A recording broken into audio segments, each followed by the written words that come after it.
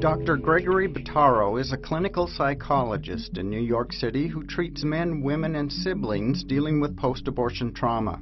He sees a wide variety of symptoms and behaviors and provides individualized treatment for each of his patients. Dr. Bottaro believes a family unit is interconnected, so when a trauma occurs, like abortion, each family member is deeply affected in some way. Do you see post-abortive siblings having suffered a trauma? Absolutely. It's a tremendous trauma. Well, part of the criteria for, let's say, just going to the diagnostic manual, the diagnosis of PTSD is that there has to be an experience of a real or perceived threat to bodily harm or death. So right off the bat, the idea of abortion is clearly a real or perceived threat to bodily harm or death.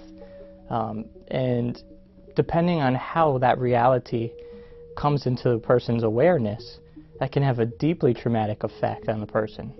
What are some of the common reactions or symptoms you see from sibling survivors? There's a huge spectrum of awareness of an abortion occurring in a family. So everywhere from, having a certain sense that this may have happened, or even just a sense of loss in the family, all the way to the other side of the spectrum, which would be that a parent discloses the abortion to the child. And so in between there's also a wide range of symptoms. And, I know particular cases off the top of my head where they might have lived their whole life with a sense, with this sort of longing or loneliness, a sense of somebody missing or a desire to have somebody in the family, a brother or a sister. And then 20 years later, a parent might disclose that this abortion happened. And then all of a sudden, everything makes sense. Everything comes together. Dr. Bottaro, how do you treat your patients that are dealing with sibling survival? So in some ways I treat that particular issue in a very similar way to other kinds of trauma. And so depending on the person, that treatment is personalized and unique. Part of it is dealing with sort of the experience itself, and then helping a person process it. With this issue, it's a little bit more difficult to process because it's something that's not really accepted as an issue. And so the first step of healing is to make it an acceptable experience and emotion to talk about. Because there's not really acceptance in society. There's no outlet to really see it as a trauma. So there's at first a sense of guilt and shame, and just a total lack of being understood for even suffering because of this thing. There's a loss, and so you have to first experience that loss. Allowing a person to grieve a loss is a necessary part of any kind of traumatic healing. Terri Lapoint is an assistant midwife and mother of 4 children. Growing up, Terri had a strained relationship with her mom and lived with her grandparents. She always felt there was a dark secret her mother was keeping. But the truth she learned 2 years ago was shocking and saddening.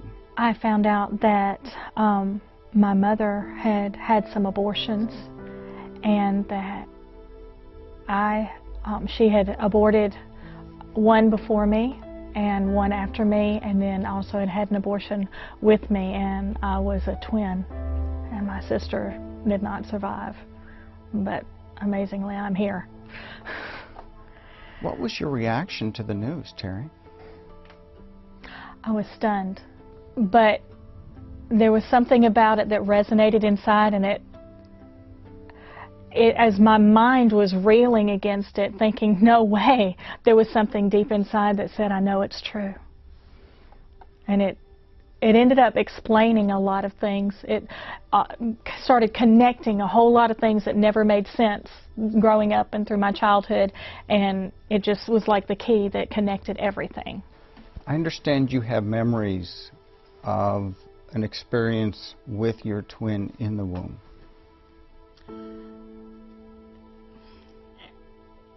I've studied about prenatal and perinatal wounding and issues for a long time, and even things like Dr. David Chamberlain's book, Babies Remember Birth, about things that babies were capable of in the womb. So I've studied this for a long time, but there was a day that I was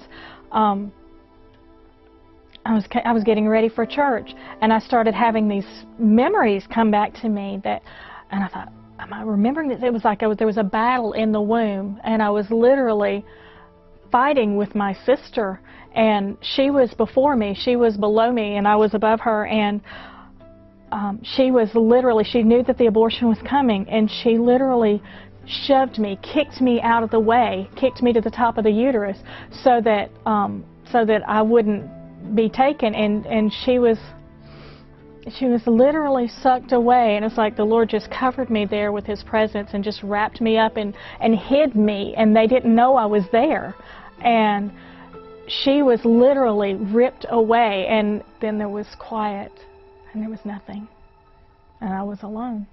Would you say that the idea or concept that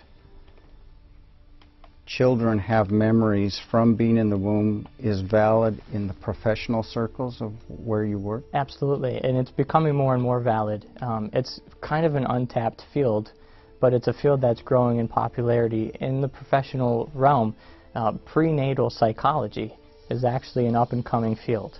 And there are a lot of researchers who are doing a lot of work, especially now with the advances in technology, with brain imaging, being able to see what's going on in the preborn baby's brain and watching the neural development that's occurring. We're able now to make correlations between certain experiences and certain brain development. And so later on in life, of course, that brain development has a tremendous effect on the personality and the experience of the person. The scientific data is clear that there is a deep effect on the developing brain anatomy of a baby in the womb. By the events that are occurring around that baby significantly affect the neural development. Do you struggle with feelings of anger towards your mom? Yeah, I do. I have forgiven her. I've made the choice to forgive her. And I do. I mean, I understand. I can't imagine what she's gone through.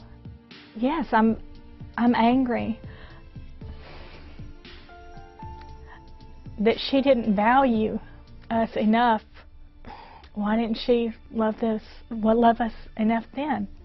Why do you think it's so hard for sibling survivors to find help and resources?